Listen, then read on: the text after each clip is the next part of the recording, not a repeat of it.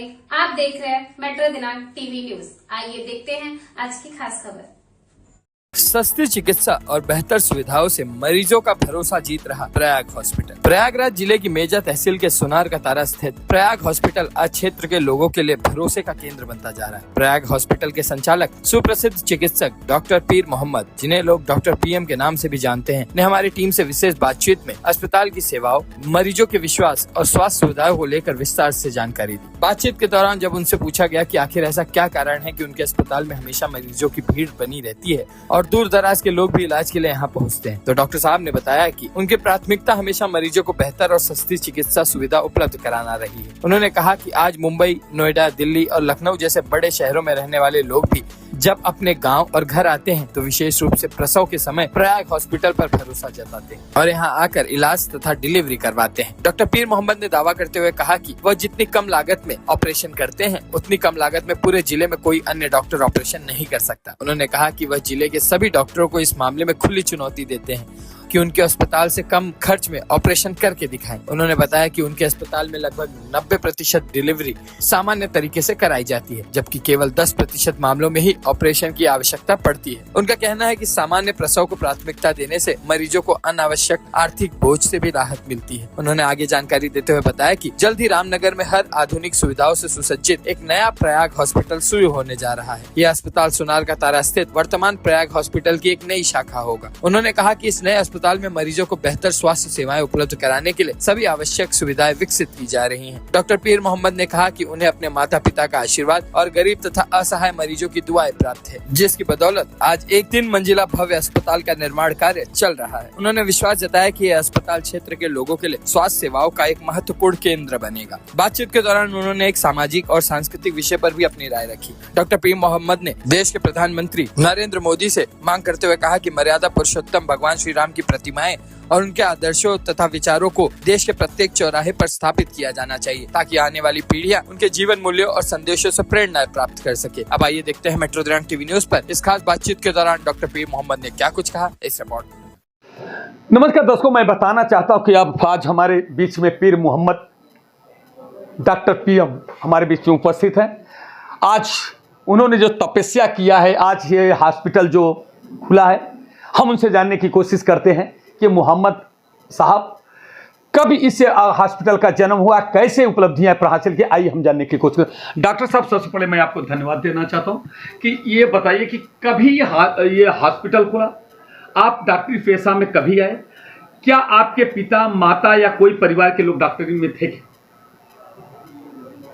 नहीं, मेरे परिवार के कोई नहीं था, इस प्रोफेशन में कोई नहीं था।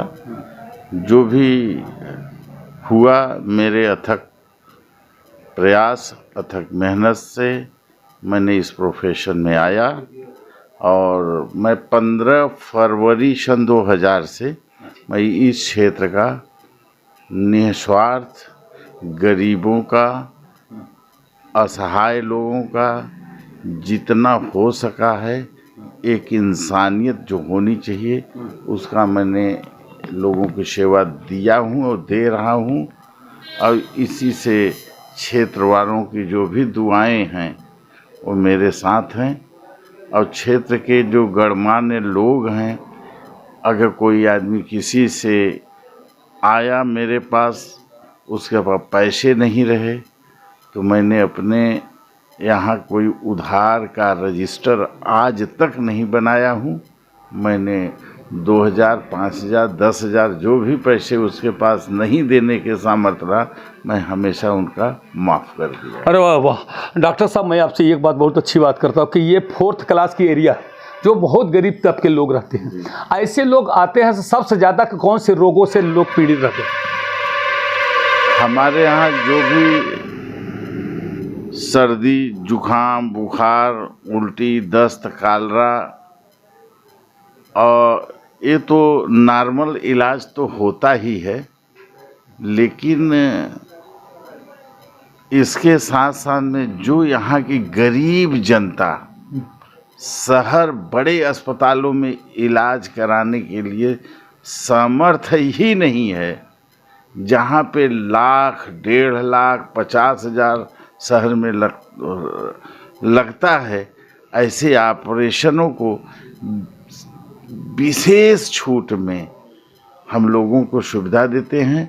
और एक मेरा संकल्प था कि यह सेवा मैं 15 फरवरी सन 2000 को जब मैंने अपना अस्पताल शुरू किया, एक संकल्प के साथ आया था कि ग्रामीण में इसका अभाव है, यहाँ के गरीब असहाय लोग शहर में नहीं जा सकते।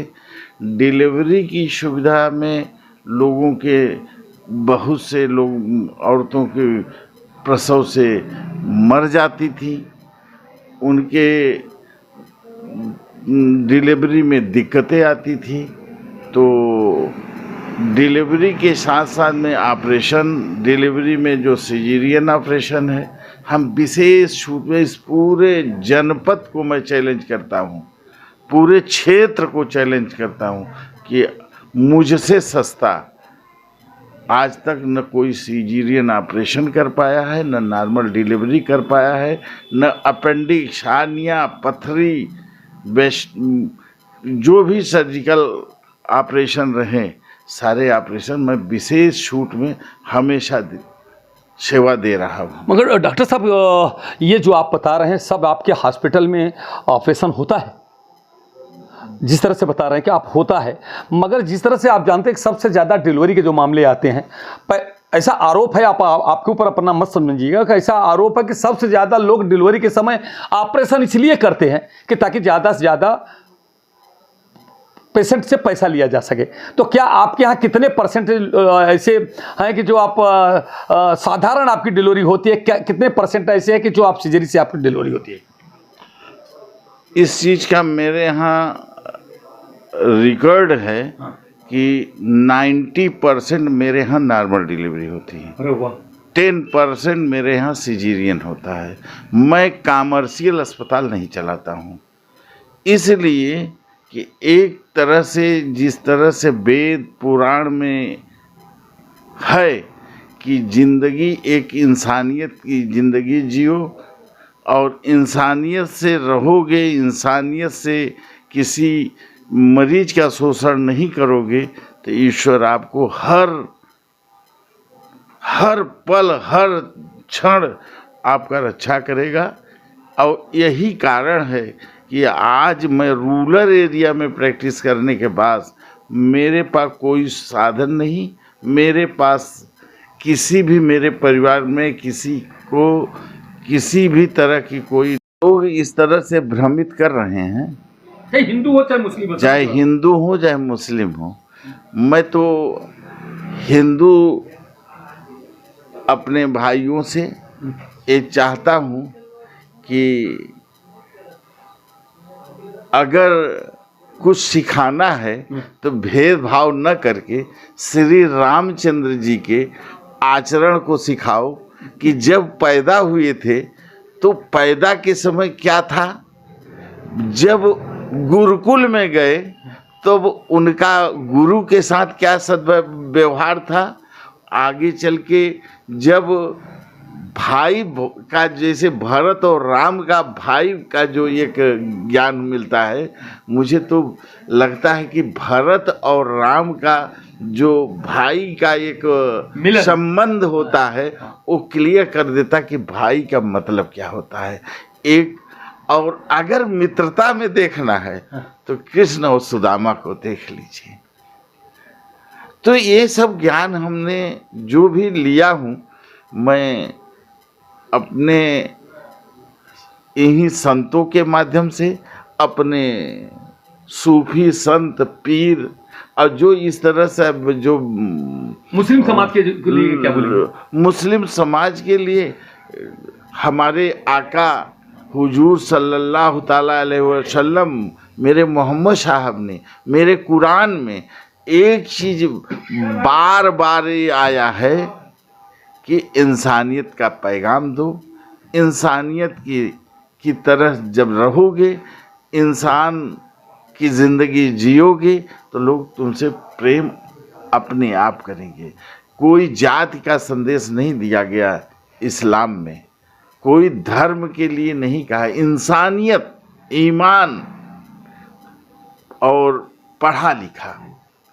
कुरान कहता है कि इल्मदा बन जाओ, इंसानियत की ज़िंदगी जियो और एक दूसरे की मदद करो। ये संकल्प जो मेरे कुरान से मिलता है। और जो आज का माहौल चल रहा है, तो मैं तो बार बार कहूँगा कि यह चीज़ भाईचारे में बदला जाए, इंसानियत का पाठ पढ़ाया जाए। सरकार से भी मैं अपील करूँगा कि सरकार जो है हर चौराहे पे, मैं देखता हूँ कि कुंभ मेले में हर जगह जो सीसी कैमरे या टीवी लगे हुए हैं, उसमें हर चौराहे पे मैं अपने शासन सत्ता से अनुरोध करके आग्रह करना चाहता हूँ, हर चौराहे पे श्री रामचंद्र जी को आदर्श मानकर उनकी प्रतिमा लगा, मतलब उनका जो मतलब उनका जो किस तरह से गुरजन के साथ थे, कैसी इंसानियत थे, राम राज्य का कैसा सपना था, सब कुछ देखने को मिलता है आदर्श पुरुषोत्तम श्री रामचंद्र जी से। लोग देखें, पढ़े, समझें, सब कुछ है। ये चीज़ का ज्ञान अगर इंसानियत को दिया जाए तो लगता है कि जाति का जो भेदभाव है सब मिट जाएगा, सब राम राज्य की तरह आज जिंदा हो जाएगा कि कैसे ज़िंदगी और जीना चाहिए और कैसे एक दूसरे से प्रेम करना चाहिए। जब इंसान पैदा होता है तो कोई धर्म नहीं होता, कोई जाति नहीं होती, इंसान होता है। कर्म के आधार पे डॉक्टर बन जाता है, इंजीनियर बन जाता है, आईएएस बन जाता है, प्रधानमंत्री बन जाते हैं, नेता बन जाते हैं। सारा जो विभाजन है कर्म के आधार पे होता है। तो मैं तो दिली ईश्वर से प्रार्थना कर रहा हूँ कि मेरे ज़िंदगी में एक दिन यह भी देखें कि लोग एक दूसरे से, मैं तो भैया मैं यहाँ पे ब्लॉक उरुआ में जितने गांव हों, मैं हर लोगों को ये चीज़ मैं चैलेंज करना चाहता हूँ कि पूरे क्षेत्र में मेरे बारे में कोई बता दे कि मैं जातिवाचक हूँ तो कोई सिद्ध नहीं कर पाएगा। मैं हर लोगों से दिल से प्रेम करता हूँ और उसी का कारण है कि मेरे पास हॉस्पिटल जो चल रहा है आज, मेरे पास कोई पीआरओ नहीं है। पब्लिक अपने आप आ रही है, आती है, अच्छा इलाज लेती है, उचित पैसा मैं लेता हूँ और उसमें भी हॉस्पिटल भरा रहता है, लोग आशीर्वाद दे के जाते हैं। मुझे तो कोई तकलीफ आज तक नहीं हुई कि, और हर धर्म में मरने के बाद उनके जो एक वो है कि उनके दुआर करनी चाहिए, उनके क्या कहते हैं कर्मकांड में जाना चाहिए। मैं कोशिश करता हूँ हर लोगों के, चाहे जिस जात क्या हो, सबके यहाँ जाता भी हूँ और अंतिम यात्रा में कोशिश करता हूँ गंगा जी तक मैं जाऊँ और जाता हूँ और गया भी हूँ, और नहीं पहुँच पाता तो उनके दरवाजे पे पहुँच के हाजिरी जरूर लगाता हूँ। और इसी का सब ईश्वर की कृपा है। धन्यवाद दर्शकों। देखिए ये आज तो बहुत हमारा भी बहुत सौभाग्य था कि आज ऐसे शख्सियत से हमने आज मैंने 3 बेटे 1 बेटी को मैंने सबको डॉक्टर बनाने का इस क्षेत्र को एक बहुत बड़ी उपलब्धि दिया। अब ये ईश्वरी कृपा है, लोगों की दुआओं का। अच्छा डॉक्टर साहब, मेरा एक सवाल है कि ये आपने 2000 में आपने चालू किया हॉस्पिटल और उसके बाद धीरे धीरे आपका लोगों की सेवा करते लोगों की दुआ आपको लगी। क्या इसके अलावा और भी आपने हॉस्पिटल का कोई शुरुआत किया है? आपने कहीं हॉस्पिटल चालू किया या कहीं बनवाने की ऐसी संकल्पना ली है? ऐसा इसके बारे में थोड़ा सा बताइए। नहीं, मैंने जब से हॉस्पिटल शुरू किया किराए की बिल्डिंग से शुरू किया। अरे वाह। मेरे पास कोई मकान नहीं था, न मेरे पास किसी भी तरह का कोई परिवार से कोई सहयोग नहीं मिला था। मैं टोटल किराए की बिल्डिंग में अस्पताल चलाया। अब जाके मैं रामनगर में अपना निजी हॉस्पिटल बना रहा हूँ और उसमें मेरा एक संकल्प है कि अब बच्चे मेरे कंप्लीट होके मेरे साथ हाथ बटाने के लिए आए हैं, तो इस क्षेत्र में जितनी इमरजेंसी सुविधाएं हैं, सुविधा और हर पैनल, चाहे एमडी फिजिशियन हो, चाहे गायनकोलॉजिस्ट हो, इस क्षेत्र में सबसे बहुत बड़ी कमी है बच्चों के डॉक्टर नहीं हैं। बच्चों के डॉक्टर को यहाँ उपलब्ध कराना, नाक कान गले के डॉक्टर को उपलब्ध कराना, न्यूरो फिजिशियन यहाँ उपलब्ध कराना, आँख दांत के डॉक्टर को उपलब्ध कराना। मेरी दिली तमन्ना है कि इस क्षेत्र में हर विभागीय, हर क्वालिफाइड डॉक्टर को उपलब्ध कराना और उनके साथ बच्चे साथ में लगे रहेंगे। और इस क्षेत्र को ईश्वर चाहेगा तो यह भी, जैसे मैंने बच्चों को डॉक्टर बनाने का गौरव ईश्वर ने मुझे तोहफे के रूप में मिला, तो इस क्षेत्र में सारे फिजिशियन, सारे डॉक्टर को मैं यहाँ एज ए ओपीडी में ज़रूर से ज़रूर उनका अपने पैनल में जोड़ने का काम करूँगा। इस क्षेत्र वालों को जो शहर में 2,000-2,500 फीस दे के शहर जा रहे हैं, उनको सस्ते से सस्ते मैं अपने पैनल वालों डॉक्टरों से मैं करबद्ध निवेदन करूँगा कि मेरे क्षेत्र में 200 रुपये ही फीस लेके कुछ इस क्षेत्र के लिए लोगों के, क्योंकि यहाँ पे गरीब, असहाय और हर तरह के लोग रहते हैं। यानी सेवा का अपने सेवा करने का मेरा दिली उद्देश्य है। इस क्षेत्र को मैं सेवा जितना अच्छा से अच्छा हो सके दूं, जिससे लोगों को शहर में जाने के लिए जो भी परेशानियों का सामना करना पड़ता है, उसमें कुछ न कुछ लोगों को राहत मिल सके जितना मुझसे। मगर सवाल डॉक्टर साहब मेरा एक है, सवाल एक ही उठता है कि क्या आपने अभी नीचे एक ही महले का अगर हॉस्पिटल होगा, इतनी व्यवस्था आपकी बात कर रहे हैं जहाँ पे नाक कान गला से लेके हर आज तरह तरह की बीमारियाँ आती हैं, ऐसे डॉक्टर की तो व्यवस्था आप कर लेंगे। आपके घर में 3-4 और भी डॉक्टर हो गए, 2-2 आपके परिवार के, मतलब 4 डॉक्टर तो आपके घर में, प्लस आपके पास 5वां हो गए। मगर क्या कई मंजिल है कि केवल एक ही मंजिल पे आप ये पूरी व्यवस्था की है? ये आपके पास हॉस्पिटल जो बना रहे हैं कितने स्क्वायर फीट के है, कितने मंजिल में, उसकी थोड़ा सा संरचना बताइए। जो हॉस्पिटल मैं रामनगर में बना रहा हूँ 33 बाई 90 में है। नीचे बेसमेंट में पार्किंग एरिया बनाने का मेरा प्लान है और ग्राउंड फ्लोर से लेके 3 मंजिले का हॉस्पिटल होगा और उसमें डॉक्टर और स्टाफ को रहने के लिए रेजिडेंस की सुविधा रहेगी। और क्या कहते हैं, जो भी ज़्यादातर फोकस मेरा ओपीडी के लिए होगा, क्योंकि यहाँ पे जो भी लोगों को परेशानी है, मरीज हैं, अगर मान के चलिए शुगर के मरीज हैं तो उनके लिए यहाँ पे एमडी फिजिशियन नहीं हैं। ऐसे डॉक्टरों को उपलब्ध कराने का संकल्प है। और जो हार्ट से लोग परेशान हैं, ऐसे डॉक्टर को बुला के मैं ओपीडी में उतारने का ज़्यादातर मेरा फोकस ये होगा यहाँ पे ओपीडी।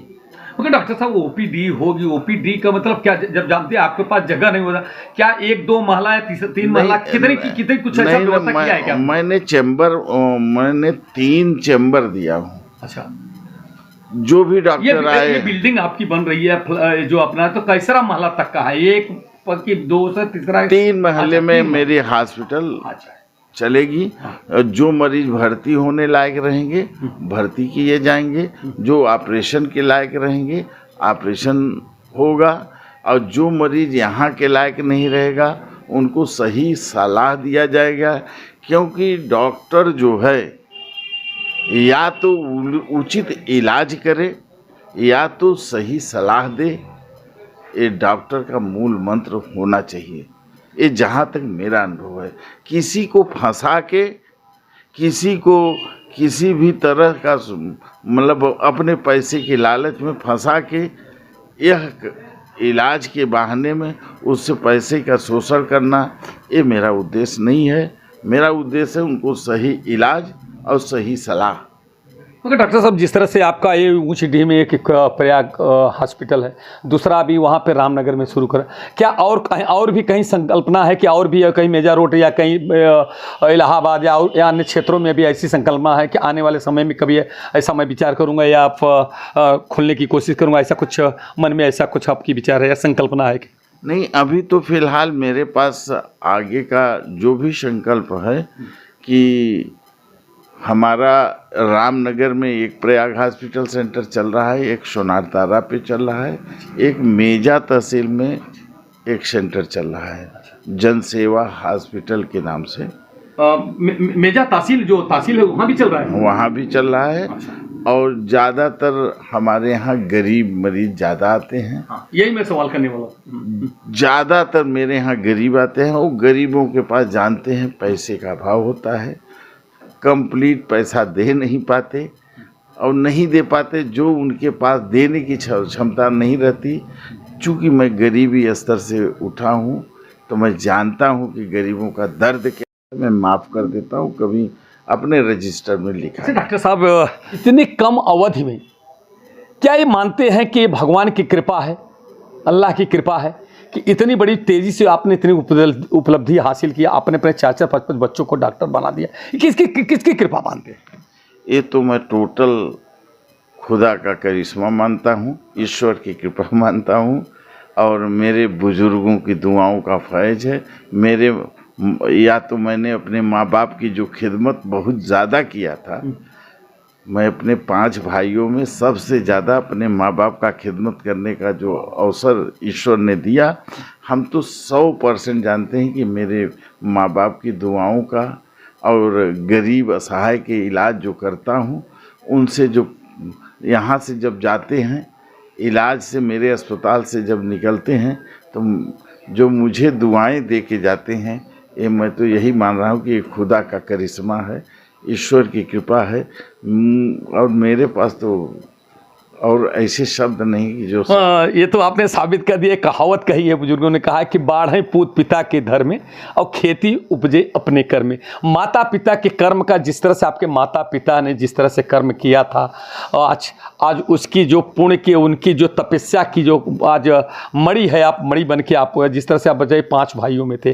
तो डॉक्टर साहब, मैं एक पर्सनल लाइफ में आपकी जानना चाहता हूँ, जब शुरुआत आपने पढ़ाई की, उस समय पढ़ाई की आप हालत क्या थी कि जिस तरह से कि आप शिक्षा में लेने में आपको क्या परेशानी का कुछ सामना करना पड़ा था? क्या परेशानी तो मुझे पढ़ने में भी ये मान रहे हैं कि जैसे ईश्वर ने मुझे रास्ता दिया, मैं पढ़ लिया। मेरे घर के ऐसा कोई वो नहीं था कि मुझे पढ़ने के लिए ज़बरदस्ती करके पढ़ाए हूँ। क्योंकि डॉक्टर साहब, मैं हाई स्कूल से इंटर तक अपने पैर में मैं चप्पल नहीं पाया था मेरे घर से। मैं इस स्थिति में, जब मैं अपनी लाइफ की, मैं आपको हाल जब आप पूछ ही रहे हैं तो मुझे बताने में मुझे कोई दिक्कत नहीं कि अरे देश का प्रधानमंत्री अगर चाय हाई स्कूल तक मैं बगैर चप्पल के गया। जब हाई स्कूल के बाद मैं इंटर में सिरसा अग्रवाल कॉलेज में जब एडमिशन लेने गया तो मैं अपने ट्यूशन से 100 रुपये की साइकिल लिया था, तब साइकिल चलाना सीखा था। बाकी अपने लाइफ में इलाहाबाद अगर जाना होता था तो मेरी स्थिति नहीं थी कि 10 रुपया मुझे घर से मिलेगा। मैं साइकिल से इलाहाबाद जाया करता था और इलाहाबाद से साइकिल से मैं आता था। ये मेरी जीवन का ये है। मैं अपने कभी भी पैसे को दुरुपयोग नहीं किया।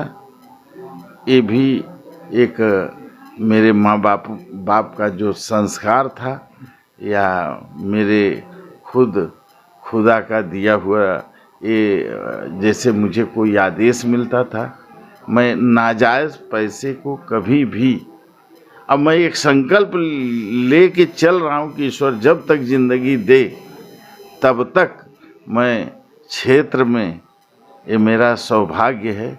और न तो जाति न धर्म से मैं हट के रहता हूँ। मैं यही जानता हूँ एक इंसान हूँ। एक इंसान दुनिया में आता है तो एक इंसान का जो फर्ज होता है कि मैं किसी की सेवा दे सकूं, मेरे शरीर से किसी का फ़ायदा मिल जाए तो मैं फ़ायदा देने के लिए बराबर सोचता हूँ। डॉक्टर साहब, जैसा कि मैं अभी एक क्रॉस क्वेश्चन कर रहा हूँ, मैं बुरा मत मानिएगा, क्योंकि हमारा पत्रकार है, पत्रकार का क्रॉस क्वेश्चन करना एक विशेषाधिकार होता है। डॉक्टर साहब, यहाँ पे तो बाहुल्य, हिंदू बाहुल्य क्षेत्र है, हिंदू बाहुल्य, प्रयागराज एक धरती भी हिंदू बाहुल्य क्षेत्र है। और जहाँ पर आप पूरा तख्त जमाए हुए बैठे हैं, यहाँ पे दर्जनों, क्या हम तो सोचो सैकड़ों डॉक्टर हैं, मगर क्या वजह है कि पीर मोहम्मद साहब के यहाँ चाहे छोटे से लेके बड़े लोग लाइन लगाए रहते? इसका क्या इसकी राज थोड़ा सी बताइए।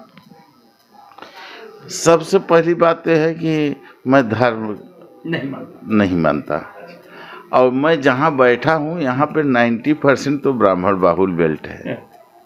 और मेरे बेल्ट में अच्छे मीडिया, अच्छे पत्रकार, अच्छे अधिवक्ता, IAS PCS सारे इलाहाबाद में छाए हुए हैं। इलाहाबाद न कहिए बल्कि दिल्ली और लखनऊ को जेब में रखने वाला ये बेल्ट है, इसमें नो डाउट। और केंद्र और इस उत्तर प्रदेश की राजनीति यही ब्लॉक उरुआ से होती है। और मेरे यहाँ जैसे सपोज करिए कि कोई बहुत बड़ा आदमी हो और उसको बुखार है तो पैरासीटामॉल से उसका भी बुखार उतरेगा, पैरासीटामॉल से एक मिस्तर गरीब का भी बुखार। तो मेरे प्रोफेशन में समानता है। मैं सबको एक निगाह से देखता हूँ और एक निगाह से सबको सम्मान करता हूँ। ये नहीं कि गरीब आएगा तो उसको सम्मान कम दूंगा, हमारे क्षेत्र के गणमान्य संभ्रांत व्यक्ति आएंगे तो उनको सम्मान ज़्यादा दूंगा। तो मेरा सम्मान सबके प्रति मेरा रहता है। सब ये जाने कि डॉक्टर साहब हम ही को ज़्यादा मानते हैं।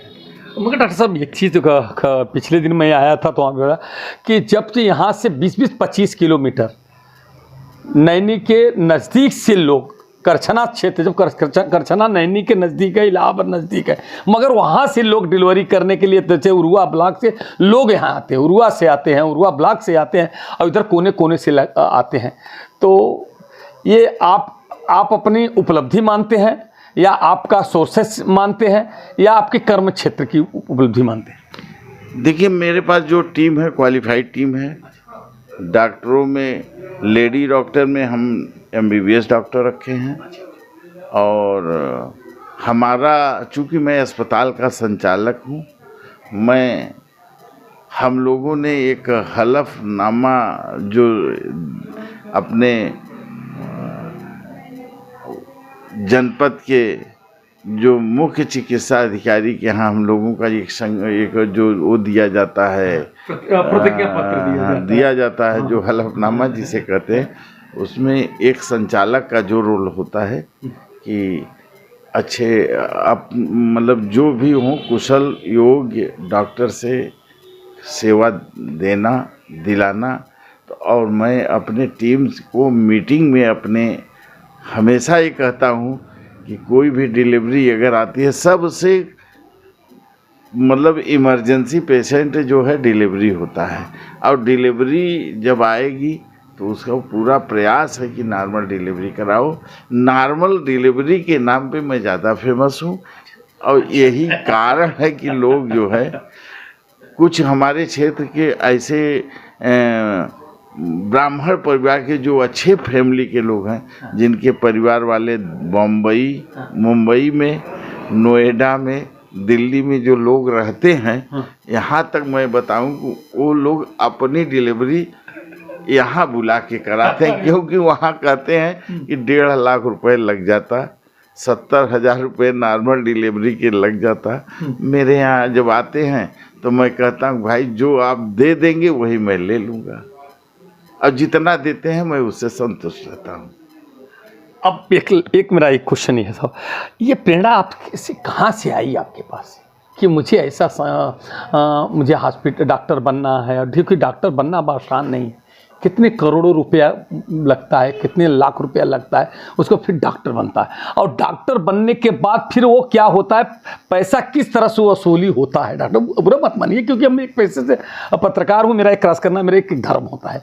तो वो वसूली करने के लिए ऐसे डॉक्टरों के लिए क्या कहेंगे जो कि जब डिग्री पाने के बाद कितना जल्दी पैसा कमा कर कितना बड़ा आदमी बन जाओ, कितना हो जाओ, ऐसे डॉक्टरों के लिए क्या कहेंगे? देखिए ऐसा है ना, मैंने जो भी सीखा, ये हमारी जो शुरुआती जब मैं इलाहाबाद में था तो मैं संगम में, प्रयागराज में जब कुंभ का मेला लगता था तो मैं प्रत्येक दिन मैं संगम जाया करता। अरे आप एक मुस्लिम समाज से आते हैं और फिर भी प्रयागराज में स्नान करते हैं? मैं संगम जाया करता था। स्नान करते थे? स्नान भी करते थे, और वहाँ पे जो संतों के मठ होते थे, हाँ। वहाँ पे जो प्रवचन होता था, प्रवचन जो होता था, हाँ। मैं उसको सुनता था जब, तो मेरा दिल बाग बाग हो जाता था। दया की बात जब सुनता था, हाँ। तो लगता था कि दया क्या है, दान क्या है, इंसानियत क्या है। और अपने धर्म में सूफी संत जो हैं, हम लोगों के यहाँ जो गुरु में जो पीर हैं, मैं उनसे, उनके सत्संगत में भी बैठा, तो जो मैं आपके महाकुंभ में पाया, संतों की वाणी मैंने देखा, वही मेरे सूफी संतों की वाणी में पाया। मुझे कोई फर्क नहीं लगा। तो मैं तो ये जाना कि जिस तरह से सूफी में कि कबीर दास को मैंने बहुत मानता हूँ।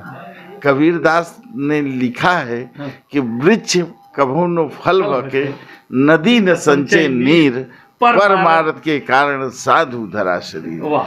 तो मुझे ये जान लीजिए, मुझे यकीन में, मैं किसी से कुछ नहीं बोलता। आज आप हमसे बुलवा रहे हैं तो मैं बोल रहा हूँ, मेरे दिल से आज तक एक मैं संकल्पित इंसान ऐसा हूँ कि मैं, अगर कोई मेरा बुराई कर रहा है, मैं सुनता जरूर हूँ, लेकिन मैं उस ईश्वर से कह देता हूँ कि हे भगवान, ऐ खुदा, इसको ज्ञान दो, कम से कम अपने सही मार्ग पे चले। मैं कभी अब डॉक्टर साहब इतना आपने अपने भाव विभोर को मुझे भी भाव विभोर कर दिया कि आप एक मुस्लिम, लोग तरह तरह के बुराइयां करते हैं, चाहे हिंदू को हो चाहे मुस्लिम को, तरह तरह, मगर प्रयागराज की धरती पे आपने स्नान किया, प्रवचन सुना, इस तरह से। क्या काश आपके परिवार के, आपके जैसे धर्म पत्नी जी होंगी, क्या आपके बच्चे हैं, क्या वो भी ये धर्म को, ठीक है अपना धर्म तो मानते, साथ साथ क्या ये हिंदू धर्म को, जो ऐसे प्रयागराज की धरती, ऐसे में कभी वो लोग भी पूजा पाठ या धर्म या कभी स्नान करने की अपेक्षा रखते? बिल्कुल बिल्कुल। मैं जो है देवी जी का दर्शन मैहर गया हूँ खुद करने। हाँ। मेरे बच्चे गए हैं। हाँ। क्या कहते हैं, विंध्याचल गए हैं। हाँ। और यहाँ तक मैं स्वयं वैष्णो देवी तक का दर्शन किया हूँ। और मैं सबको मानता हूँ कि यही सत्य है। और मैं ये आपको बता दूं कि जो ये आपके कुंभ है, वहाँ अगर नियमित लोग से वहाँ पे सत्संग में बैठे तो हकीकत है कि इंसान अगर बिगड़ा हुआ है तो सुधर जाएगा। और आज के डेट में मैं ज़्यादा तो नहीं बोल रहा हूँ, अगर आप हमें अनुमति दें, एक डेट दें, तो मेरे कम से कम हर मठ के कम से कम सैकड़ों संत मेरे पास, मेरे हॉस्पिटल में आते हैं और भंडारे के लिए कड़ुआ तेल 1 टीना जो मांगता है दिया हूँ, और दाल मांगते हैं दाल दिया हूँ।